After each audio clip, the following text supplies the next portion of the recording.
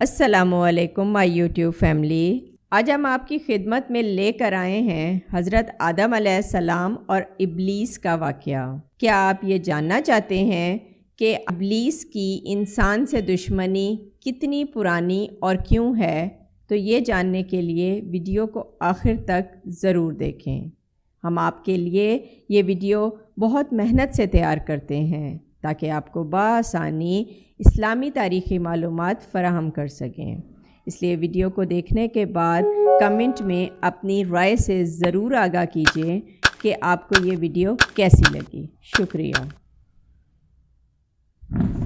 حضرت آدم علیہ السلام کی زندگی کے بارے میں ویڈیو کے پہلے حصے میں ہم آپ کو ان کی تخلیق کے بارے میں بتا چکے ہیں کہ اللہ تعالیٰ نے کس طرح مٹی لے کر اور کس کس مراحل سے گزار کر انہیں تیار کیا۔ اللہ تعالیٰ نے حضرت آدم علیہ السلام کو لیسدار اور بدبودار سیاہ مٹی سے پیدا فرمایا، اور یہ کام اللہ تعالیٰ نے خود اپنے ہاتھوں سے کیا۔ حضرت آدم علیہ السلام کے پتلے کو جنت کے دروازے پر رکھ دیا گیا، جس کو دیکھ دیکھ کر فرشتوں کی جماعت تعجب کرتی تھی، کیونکہ فرشتوں نے ایسی شکل و صورت کی کوئی مخلوق کبھی نہیں دیکھی۔ حضرت آدم علیہ السلام میں روح ڈالنے سے پہلے فرشتوں کا ان کے پاس سے گزر ہوا تو وہ کچھ گھبرا سے گئے۔ ابلیس کو تو بہت زیادہ گھبراہٹ کا سامنا کرنا پڑا۔ وہ گزرتے ہوئے ٹھوکر مارتا اور کہتا کہ تجھے ضرور کسی خاص مقصد کے لیے پیدا کیا گیا ہے، اور فرشتوں سے مخاطب ہو کر کہتا کہ اس میں گھبرانے کی کوئی ضرورت نہیں۔ اگر مجھے اس پر مسلط کر دیا تو میں یقیناً اسے ہلاکت میں ڈال دوں گا، اور اگر اسے مجھ پر مسلط کر دیا گیا تو بلا شبہ میں اس کی نافرمانی کروں گا۔ اندازہ کیجئے وہ تعجب کر رہا ہے کہ انہیں کیوں پیدا کیا گیا ہے۔ اس کی آدم علیہ السلام سے دشمنی کس قدر پرانی ہے، گویا ابتدا سے ہی وہ عداوت پر ڈٹ گیا تھا۔ بہرحال اللہ تعالیٰ نے اس پتلے میں روح کو داخل ہونے کا حکم فرمایا۔ چنانچہ روح داخل ہو کر جب آپ کے نتنوں میں پہنچی تو آپ کو چھینک آئی، اور جب روح زبان تک پہنچ گئی تو آپ نے الحمدللہ پڑھا، اور اللہ تعالیٰ نے فرمایا یرحمکم اللہ، یعنی اللہ تعالیٰ تم پر رحمت فرمائے۔ اے آدم، میں نے تم کو اپنی حمد ہی کے لیے بنایا ہے۔ پھر رفتہ رفتہ پورے بدن میں روح پہنچ گئی اور آپ زندہ ہو کر اٹھ کھڑے ہوئے۔ ترمذی اور ابو داؤد میں یہ حدیث ہے کہ حضرت آدم علیہ السلام کا پتلا جس مٹی سے بنایا گیا، چونکہ وہ مختلف رنگوں اور مختلف کیفیتوں کی مٹیوں کا مجموعہ تھی، اس لیے آپ کی اولاد یعنی انسانوں میں مختلف رنگوں اور قسم قسم کے مزاجوں والے لوگ ہو گئے۔ حضرت آدم علیہ السلام کی کنیت ابو محمد یا ابو البشر، اور آپ کا لقب خلیفۃ اللہ ہے، اور آپ سب سے پہلے اللہ تعالیٰ کے نبی ہیں۔ آپ نے 960 برس کی عمر پائی، اور بوقت وفات آپ کی اولاد کی تعداد 1,00,000 ہو چکی تھی، جنہوں نے طرح طرح کی صنعتوں اور عمارتوں سے زمین کو آباد کی۔ حضرت آدم علیہ السلام کا لقب خلیفۃ اللہ ہے۔ جب اللہ تعالیٰ نے حضرت آدم علیہ السلام کو اپنی خلافت سے سرفراز فرمانے کا ارادہ فرمایا تو اس سلسلے میں اللہ تعالیٰ اور فرشتوں میں جو مکالمہ ہوا وہ بہت ہی تعجب خیز ہونے کے ساتھ ساتھ نہایت ہی فکر انگیز اور عبرت آموز بھی ہے۔ اللہ تعالیٰ نے فرمایا، اے فرشتوں، میں زمین میں اپنا خلیفہ بنانے والا ہوں، جو میرا نائب بن کر زمین میں میرے احکام کو نافذ کرے گا۔ ملائکہ نے جواب دیا، اے باری تعالیٰ، کیا تو زمین میں ایسے شخص کو اپنی خلافت و نیابت کے شرف سے سرفراز فرمائے گا جو زمین میں فساد برپا کرے گا اور قتل و غارت گری سے خون ریزی کا بازار گرم کرے گا؟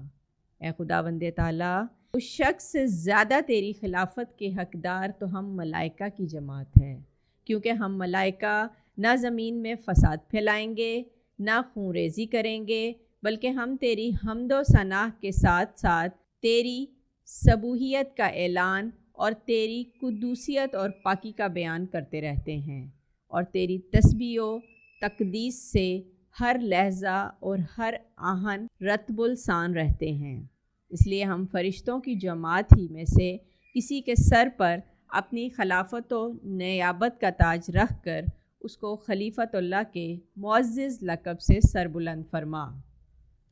इसके जवाब में अल्लाह ताला ने फरमाया, ए फ़रिश्तों, आदम अलैहिस्सलाम के खलीफा बनाने में जो हिकमतें और मसलहतें हैं उनको मैं ही जानता हूँ।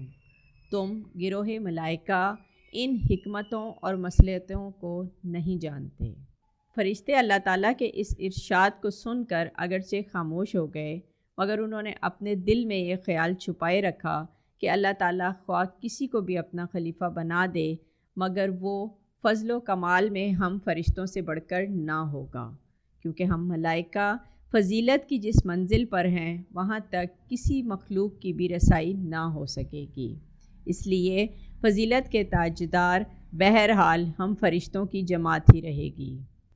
इसके बाद अल्लाह ताला ने हज़रत आदम अलैहिस्सलाम को पैदा फरमा कर तमाम छोटी बड़ी चीज़ों का इल्म उनको अता फरमा दिया। इसके बाद फिर अल्लाह ताला और मलाइका का आपस में ये मुकालमा हुआ। अल्लाह ताला ने फरमाया, ए फ़रिश्तों, अगर तुम अपने इस दावे में सच्चे हो कि तुमसे अफजल कोई दूसरी मखलूक नहीं हो सकती, तो तुम तमाम उन चीज़ों के नाम बताओ जिनको मैंने तुम्हारे पेश नज़र कर दिया है। मलाइका ने जवाब दिया, ए अल्लाह ताला, तू हर नुक्स व ऐब से पाक है। हमें तो बस इतना ही इल्म है जो तूने हमें अता फरमा दिया है। इसके सिवा हमें और किसी चीज़ का कोई इल्म नहीं है। हम बिल यकीन ये जानते हैं और मानते हैं कि बिला शुबा इल्म व हिकमत के खालिक व मालिक तो सिर्फ़ तू ही है। फिर अल्लाह ताला ने हज़रत आदम अलैहिस्सलाम को मुखातिब फरमा कर इरशाद फरमाया कि ए आदम, तुम इन फ़रिश्तों को तमाम चीज़ों के नाम बताओ। तो हज़रत आदम अलैहिस्सलाम ने तमाम अशिया के नाम और उनकी हिकमतों का इल्म फ़रिश्तों को बता दिया, जिसको सुनकर फ़रिश्ते मुताज्जिब और हैरत ज़दा हो गए। अल्लाह ताला ने फरमाया, ए फ़रिश्तों, क्या मैंने तुमसे ये नहीं फरमा दिया था कि मैं आसमान व ज़मीन की छुपी हुई तमाम चीज़ों को जानता हूँ? और तुम जो इलानिया ये कहते थे कि आदम फ़साद बर्पा करेंगे, इसको भी मैं जानता हूँ। और तुम जो ख़यालात अपने दिलों में छुपाए हुए थे कि कोई मखलूक तुमसे बढ़कर अफजल नहीं पैदा होगी, मैं तुम्हारे दिलों में छुपे हुए उन ख़यालात को भी जानता हूँ। इब्लीस, जिसको शैतान कहा जाता है, ये फ़रिश्ता नहीं था बल्कि जिन था जो आग से पैदा हुआ था। लेकिन इब्लीस एक बहुत नेक और बुज़ुर्ग जिन था। उसने कभी अल्लाह की नाफरमानी नहीं की थी। इसी बिना पर वो बुलंद मर्तबा पाकर फ़रिश्तों में शामिल हो चुका था, लेकिन फ़रिश्तों की जिन्स से कतई नहीं था। अल्लाह ने उसे अताअत और फरमाबरदारी का सिला दिया था, उसकी इज़्ज़त और इकराम करते हुए आसमान में बसाया था। लम्हे भर के लिए भी कभी भी उसने अल्लाह की नाफरमानी नहीं की थी। ये हमेशा फ़रिश्तों के साथ मिला जुला रहता था और दरबार खुदावंदी में बहुत मुकर्रब और बड़े बड़े बुलंद दर्जातों मुरातब से सरफराज था। हज़रत काब अहबार रज़ी अल्लाह ताला अन्हा का बयान है कि इब्लीस 40,000 बरस तक जन्नत का ख़जानची रहा और 80,000 बरस तक मलाइका का साथी रहा और 20,000 बरस तक मलाइका को वाज़ सुनाता रहा और 30,000 बरस तक मुकर्रबीन का सरदार रहा और 1,000 बरस तक रूहानीन की सरदारी के मनसब पर रहा और 14,000 बरस तक अर्श का तवाफ़ करता रहा। और पहले आसमान में उसका नाम आबिद और दूसरे आसमान में जाहिद और तीसरे आसमान में आरिफ और चौथे आसमान में वली और पाँचवें आसमान में तकी और छठे आसमान में खाजिन और सातवें आसमान में अज़ाज़ील था और लोहे महफूज में उसका नाम इब्लीस लिखा हुआ था और ये अपने इंजाम से गाफिल और ख़ात्मे से बेखबर था। जब अल्लाह ताला ने हज़रत आदम अलैहिस्सलाम में रूह फूंकी اور اس کے بعد انہیں تمام علوم سے آشنا کیا، اور اس کے بعد جب فرشتوں سے اللہ تعالیٰ کا مکالمہ ہوا اور اللہ تعالیٰ نے فرشتوں کو حضرت آدم علیہ السلام کو سجدہ کرنے کا حکم دیا، اس حکم کے مخاطب فرشتے اور ابلیس دونوں تھے۔ تمام فرشتوں نے حضرت آدم علیہ السلام کو سجدہ کیا، لیکن ابلیس نے سجدہ کرنے سے انکار کر دیا اور حضرت آدم علیہ السلام کی تحقیر اور اپنی بڑائی کا اظہار ان الفاظ میں کیا۔ اس نے سجدہ نہ کرنے کی وجہ یہ بتائی کہ میں سجدہ کیوں کروں، میں اس سے بہتر ہوں، اس لیے کہ تو نے مجھے آگ سے پیدا کیا ہے اور اسے بدبودار سیاہ مٹی سے، اس لیے میں اس سے افضل ہوں۔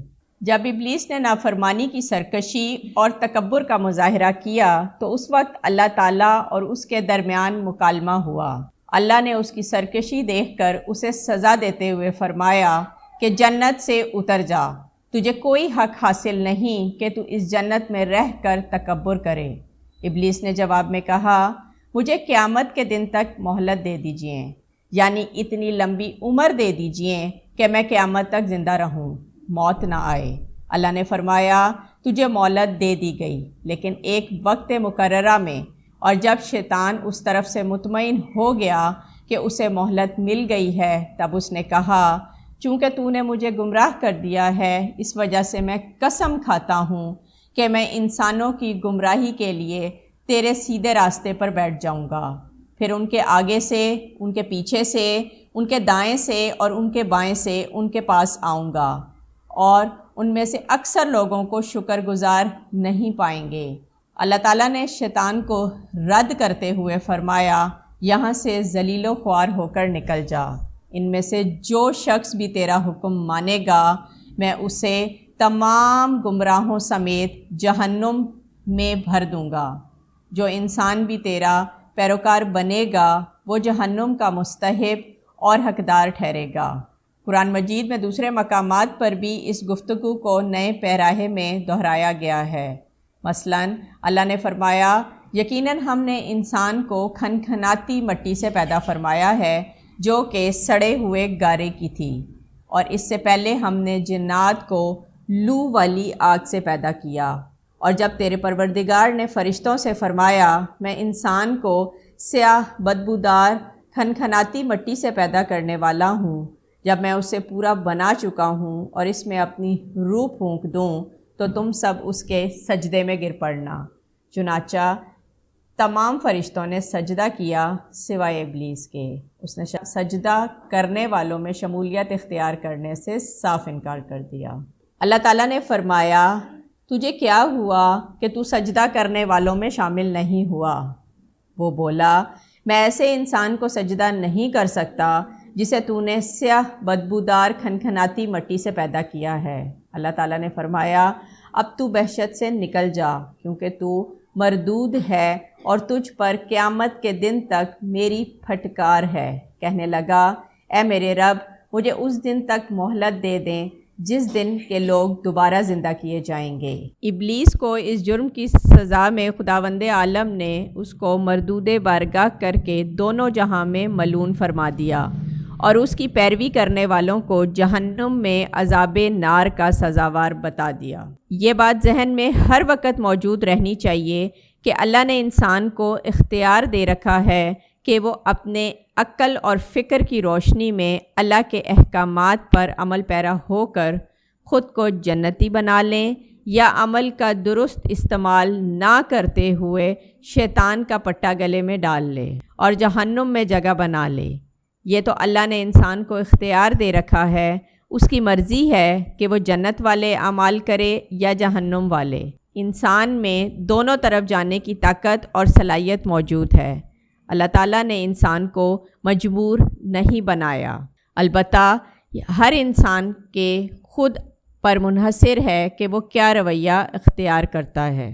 اس سے بڑا درس ہدایت یہ ملتا ہے کہ کبھی بھی ہرگز اپنی عبادتوں اور نیکیوں پر گھمنڈ اور غرور نہیں کرنا چاہیے، اور کسی گناہ گار کو اپنی مغفرت سے کبھی مایوس نہیں ہونا چاہیے، کیونکہ انجام کیا ہوگا اور خاتمہ کیسا ہوگا عام بندوں کو اس کی کوئی خبر نہیں ہے، اور نجات و فلاح کا دار و مدار در حقیقت خاتمہ بالخیر پر ہی ہے۔ بڑے سے بڑے عابد اگر اس کا خاتمہ بالخیر نہ ہوا تو وہ جہنمی ہوگا، اور بڑے سے بڑا گناہ گار اگر اس کا خاتمہ بالخیر ہو گیا تو وہ جنتی ہوگا۔ اس سے یہ بھی معلوم ہوا کہ عالم ہو یا جاہل، متقی ہو یا گناہ گار، ہر آدمی کو زندگی بھر شیطان کے وسوسوں سے ہوشیار اور اس کے فریبوں سے بچتے رہنا چاہیے، کیونکہ شیطان نے قسم کھا کر خدا کے حضور میں اعلان کر دیا ہے کہ میں آگے پیچھے اور دائیں بائیں سے وسوسہ ڈال کر تیرے بندوں کو صراط مستقیم سے بہکاتا رہوں گا، اور بہت سے بندوں کو خدا کا شکر گزار ہونے سے روک دوں گا۔ اللہ تعالیٰ ہر مسلمان کو خاتمہ بالخیر کی سعادت نصیب فرمائے اور برے انجام اور برے خاتمے سے محفوظ رکھے، آمین۔ اگر آپ کو ہماری ویڈیو اچھی لگی ہو تو لائک کریں، اور اس کے آگے کے سلسلوں کو دیکھنے کے لیے ہمارے چینل کو سبسکرائب کرنا مت بھولیں، تاکہ ہماری آئندہ آنے والی ویڈیوز کا نوٹیفیکیشن بر وقت آپ کو مل سکے۔ شکریہ۔